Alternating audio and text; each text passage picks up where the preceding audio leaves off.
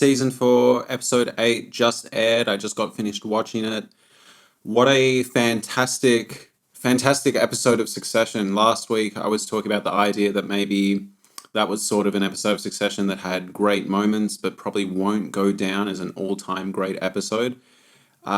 This one, and it might just be recency bias, I thought was honestly maybe one of the best episodes we've had.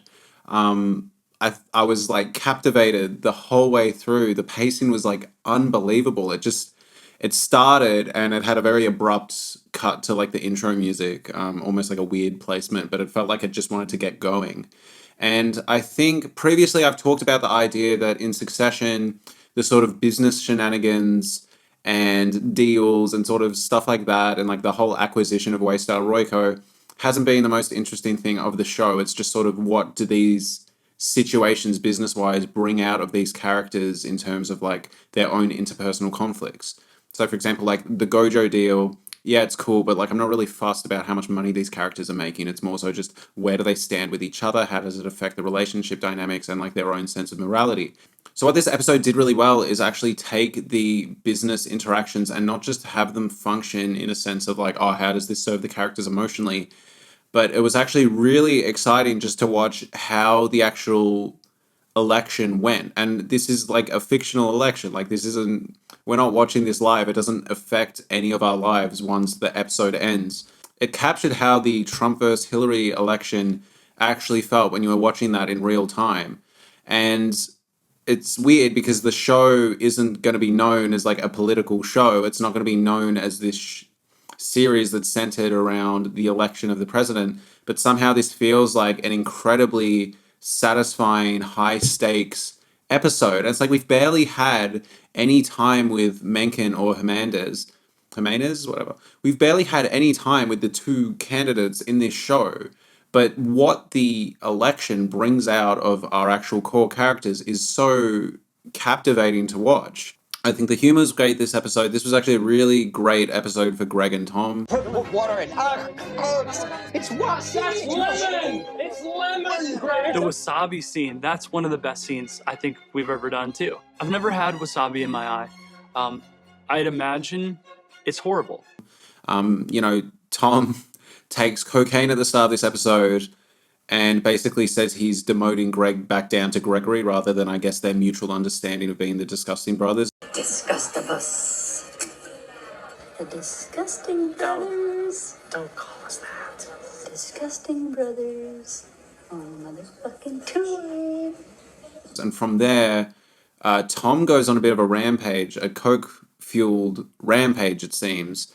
And this highlights itself particularly when Shiv comes to him, and in a very rare moment, Shiv comes to him not only like to talk things out, but opens with an apology. And Tom, unlike his usual calmer demeanor, is like off his face on coke, so he just kind of continues to drag her after she apologizes to the point where she even goes, okay, I'll get you, hits him with the pregnancy reveal, and he just says, oh, are you faking this to like win the argument? Like it's nasty and it's cruel. And I guess the reason Shiv is so shaken is because not only is Tom being mean, but he's also seemingly detached. He doesn't even look like he cares. Shiv was hoping with the baby reveal that she'd be able to humanize both parties in that argument and bring them back down to like a sort of level of emotional understanding and sort of mutual care.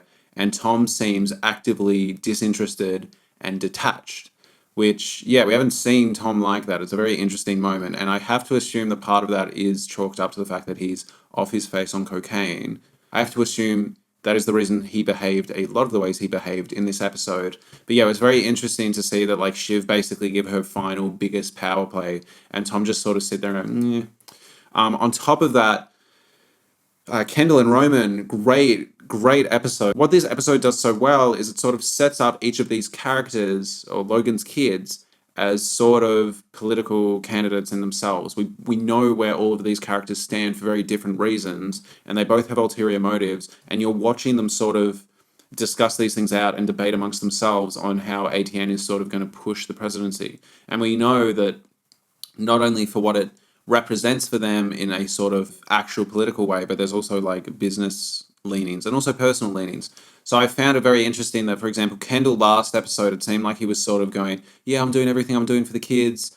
And it felt like a bit of a phony, self-righteous, like Kendall's lying to himself sort of thing. But for a good chunk of this episode, he seems genuinely concerned about who's going to become the next president due to how that would impact his minority status, kids, and wife. And I found that very interesting. He obviously doesn't stick to it by the end of the episode, but for a good chunk, you can tell it's sort of weighing on him.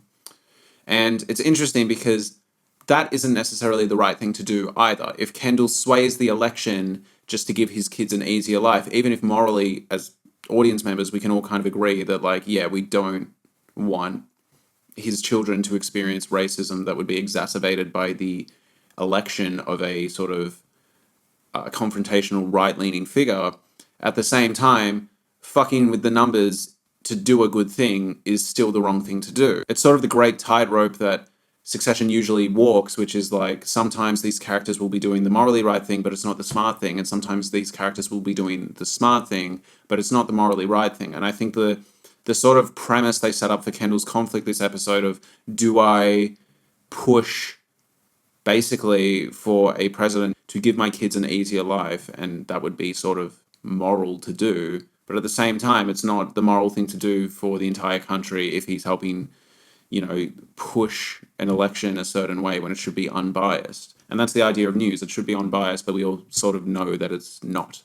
And then we get to Roman, and Roman is essentially just wanting Mencken because that's his buddy. And on top of that, Roman wants Mencken because Mencken can help tank the Gojo deal and like ensure that it's done. Kendall technically wants this too, but for the majority of the episode, he's weighing up the sort of morality of actually electing Mencken to do that, even if it means he gets the Gojo deal and everything else. He's sort of going, do I want Mencken? Do I like what he represents, etc., etc.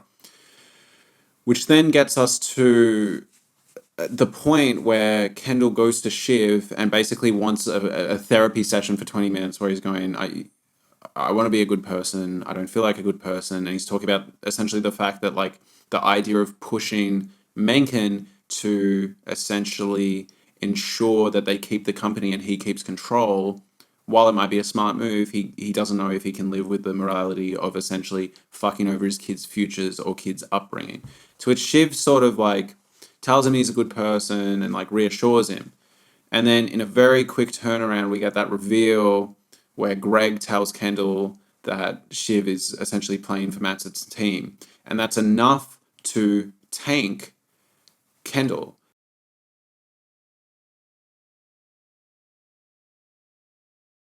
Any sense that Kendall was going to stick to being a morally virtuous person in regards to his wife and his daughter, in regards to dooming them to that sort of tense life, essentially died when he realized that his sister betrayed him. If he can't trust Shiv to help kill the deal, why would he trust her when she says that he's a good guy?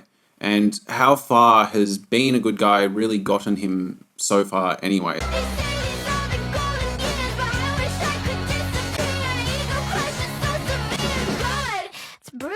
And then once he sort of gets hurt enough by Shiv, he just goes, I remember the game we're playing, and then commits to helping Roman get Mencken essentially pushed for president. As Shiv kind of highlights, it's potentially dooming the country as a whole. It's hard to know whether Shiv really sort of cares about actual moral implications of electing Mencken, or whether she just wants to be with Matsson and take control. It's convenient that it's an altruistic side for her. I think, let's remember she's not an altruist. But she does believe in democracy and, dictators not being president. And the reason I say that is Shiv previously has sort of had a leftist-leaning agenda. She's sort of talked about the idea that these right-wing figures aren't leading the world in the way that she thinks is morally right. We saw that in season 1 where she was pushing for Gil despite that going against her father's interests. We also saw that in the season 3 episode, the whole get my dad a can of Coke episode with the picking of the next president, where Shiv was genuinely morally outraged about who they were going to push, which was Mencken at the time. But the thing is, she also folds very easily on these morals. You know, she was with Gil for quite some time, pushing for him as a presidential candidate, and quickly abandoned him when her dad promised her the position of power at Waystar Royco. We also see that despite that sort of season 3 but that season 3 sort of fight she has over the presidential candidate, she ends up taking a photo with him and standing with her dad. I also think there's a really great discussion here where Roman and Kendall are facing off, and Roman brings up, oh, you getting your way with this election is basically the same thing as when Dad would always grant you picking chicken for dinner when I wanted beef. And then it becomes this discussion about how, oh, so you're gonna push for this president because you didn't get enough chicken growing up. And then they're sort of talking about the fact that like Roman typically throws an emotional outburst when he doesn't get what he wants, but at the same time the family felt like if they gave him what he wants, it was validating those emotions. And I think the idea that like, I guess these two incredibly powerful CEOs and COOs are, you know, in their like late 40s, early 50s, and essentially reducing the fight for the next US president down to essentially childhood conflicts they used to have, kind of summarizes the show in general. It's similar to a couple episodes ago where Kendall and Roman were trying to pin the conflict they had on the top of the mountain on Matsson, and Shiv sort of said, oh, this is reminding me of when you guys used to spill the pudding cup in the back of the car and then blame it on me. It's these essentially adult children, you know, and even despite their power and their status and their money, there's like a lot of their conflicts and a lot of these big issues are boiling down to the same dynamic they had as children. And yeah, that's not an incredibly subtle thing the show is trying to hide. That's always been something the show is really about. But I think just watching it unfold there, and like Roman essentially calling it as he sees it and going, this is the exact same fucking dynamic as when, you know, the chicken and beef thing, it summarized the show really well. And I think it's a good, you know, it could make for a really good highlight reel of what makes this show great. But I think at the end of this episode, it's like the secret's out for Shiv. Like, Shiv got fucked. Shiv got destroyed. Like, Shiv is in trouble. Her secret of working with Matsson is out. Greg has chosen an alliance with Kendall. Tom and Shiv are almost definitely, like, done. Like, I can't really see how they're coming back from this. Shiv is clearly now just going fuck it and, yeah, siding with Matsson properly. And they've now got a president that is going to push for ATN and try shoot the deal down. So in regards to just like sort of propelling the plot forward, this episode did like a lot of work, and it was like an incredibly captivating episode of TV. I thought it was awesome. Just great scene after great scene after great scene. I even love the scene where Greg was talking with Jess, and she almost seems not very keen on like essentially announcing Mencken. And I don't know if it was sort of suggesting that like because she herself is sort of a minority, she's apprehensive for that final result to be like solidified. But it's almost like she was saying like, can we just pause for a moment before that verdict happens? I thought this episode functioned really well on like an emotional character perspective, and I also thought the actual semantics of picking this next president, unlike some of the other business shenanigans in Succession, was equally captivating. I was watching it like it was a real election, and I didn't even know anything about these candidates before the episode started. And I think that's just a testament to sort of good writing. And obviously all this was amplified because all the siblings were essentially fighting and squabbling the way that these presidential candidates do. Yeah, I thought it was an incredible episode of TV. Thank you for watching, and let me know what you guys want to see next.